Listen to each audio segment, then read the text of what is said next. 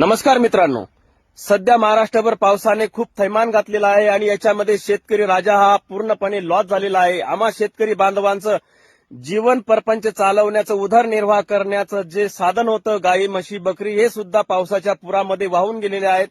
आमचे पिकं वाहून गेलेले आहेत, काहींच्या तर जमिनी खरडून वाहून गेलेल्या आहेत। सांगायचा मुद्दा असा आहे की सरकारने आम्हा शेतकरी बांधवांना एकरी 3,500 रुपये देऊन तुटपुंजी मदत ही आम्हाला जखमेवरती मीठ लावण्याचं काम केलेलं आहे। पण तमाम महाराष्ट्रातील शेतकरी बांधवांकडून ज्या शेतकरी बांधवांना कृषी दुकानदार असेल, सेठ सावकार असेल, मित्र परिवार असेल, ज्यांनीही पैसे उधार दिले असतील, त्यांना मी विनंती करतो की शेतकरी हा अगोदरच हतबल झालेला आहे, मानसिक परिस्थिती खूप बिघडली आहे आणि याच्यामध्ये जर तुम्ही आम्हा शेतकरी बांधवांना आमचा जोपर्यंत नुकसान भरून येत नाही किंवा आमच्याकडे पैसे येत नाही तोपर्यंत तुम्ही आम्हाला सांभाळून घेतलं तर आम्ही तुमचे खूपच आभार व्यक्त करू आणि आभारी राहू।